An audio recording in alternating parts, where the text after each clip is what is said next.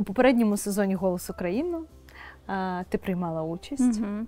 Для нас було, звісно, це такою, знаєш, гордістю спостерігати за тобою. Ти там співала кримськотатарську пісню. Ми навіть, напевно, що вставимо сюди цей шматочок.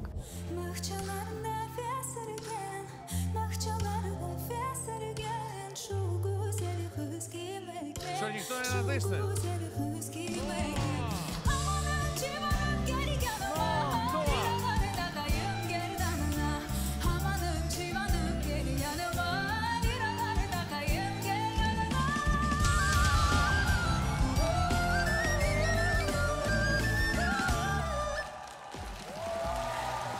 Ти дійшла навіть до фіналу.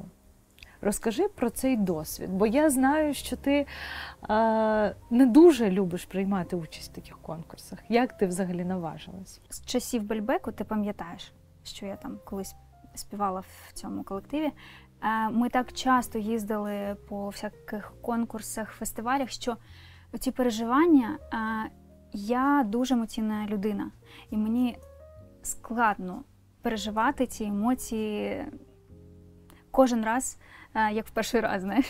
От. І «Голос» – це дуже такий відповідальний був крок в моєму житті, тому що я розуміла, наскільки це важко. Я розуміла, що якщо до мене не повернуться судді, то це буде просто, я не знаю, фіаско. Чесно, я це знала. Я так хвилювалася. Я просто тобі передати не можу ці почуття, цю просто схвильованість, але дуже завдяки моїм друзям, завдяки групі підтримки, яка була, я просто вийшла на ту сцену, і я, чесно кажучи, я думала, що до мене ніхто не повернеться. Така в мене самооцінка, щоб ти розуміла. Вийшла я на ту сцену, і просто, коли до мене обернулись ці судді, я була в шоці, і навіть в мене сльози пішли від того, що я почала хвилюватись, що до мене повернулись люди. І, в принципі, отак все і почалося. І воно, знаєш, як затягує тебе в такий вихор подій, і ти там просто опиняєшся вже там на сцені.